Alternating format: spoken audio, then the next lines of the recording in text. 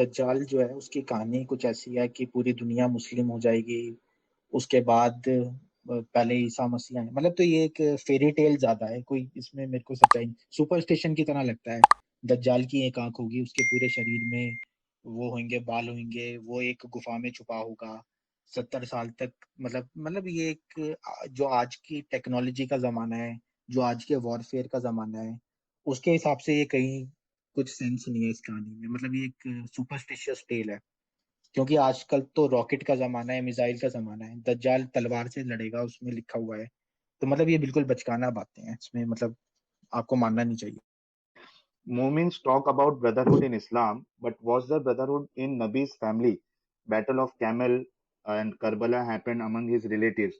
यानी वो ये पूछना चाह रहे हैं कि जैसे आम तौर पे मुसलमान जो है वो भाईचारे का भाईचारे की बातें करते हैं, जैसे डॉक्टर जाकिर नायक हो गए, यानी एक लोगों को अट्रैक्ट करने के लिए कि इस्लाम जो है वो भाईचारे वाला मजहब है, ब्रदरहुड प्रमोट करता है।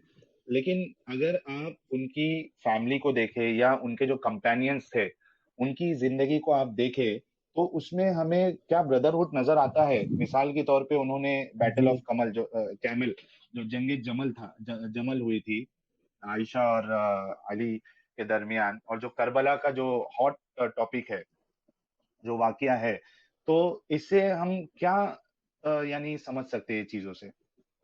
जी बिल्कुल, कोई ब्रदरहुड नहीं था। और आपको जान के हैरानी होगी कि जब प्रॉफिट मरे भी नहीं थे, मरने वाले थे, तो उनकी आपस में लड़ाई शुरू हो गई थी।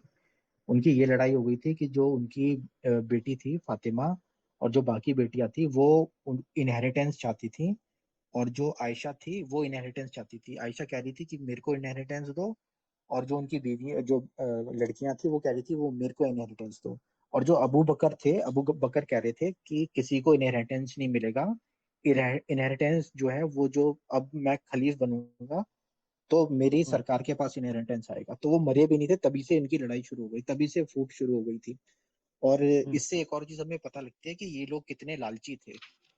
मतलब बिल्कुल सही। जैसे साधारण, मतलब इनमें कोई डिवाइन या कोई मॉरल चीजें नहीं थी, ये भी हमारी तरह ही लोग थे। जैसे साधारण रूलर होते हैं, राजा महाराजा होते हैं, राजनेता होते हैं।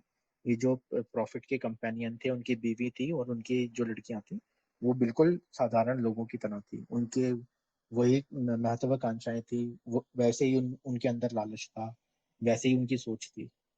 तो मतलब hope I answered the question. हाँ, और इसमें मैं भी कुछ ऐड करना चाहूंगा कि आप देखो, अल्लाह के नबी ने, यानी मोहम्मद साहब ने ये फरमाया था कि सबसे बेहतरीन दौर जो है वो मेरा, फिर उसके बाद वाला, फिर उसके बाद वाला, यानी वो नबी वाला दौर, सहाबा ताबईन, जो सहाबा के बाद वाले जो लोग थे जिन्होंने सहाबा को देखा ईमान की हालत में, वो दौर, और जिनको ताबईन को जिन्होंने देखा ईमान की हालत में, तबा ताबईन, उसको वो बेस्ट दौर, बेस्ट जनरेशन बता रहे हैं नबी।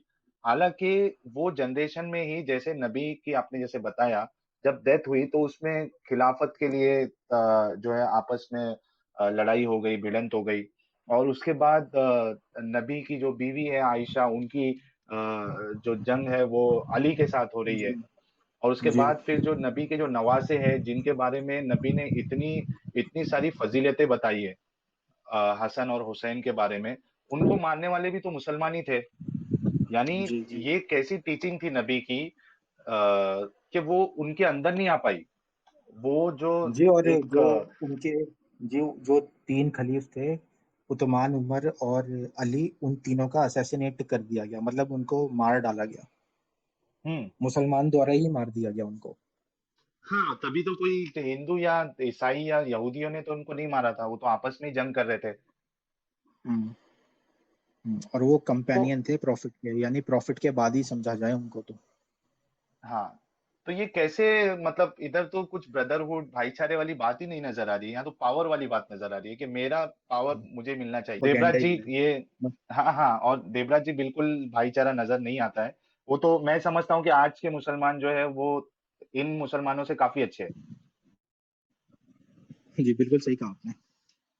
है ना? वो तो, और आज के मुसलमान, यानी अक्सर बिल्कुल। मुसलमान जो है वो किसी को लूटते तो नहीं है कम से कम, यानी जंग करके, और उनके पास ऑप्शन भी नहीं है। अभी फ़िलहाल। लेकिन कम से कम इनसे तो मुझे अगर कंपैरिज़न करूँ मैं, तो मुझे आज के मुसलमान ज़्यादा ठीक लगते हैं। जी, बिल्कुल सही बोला आपने।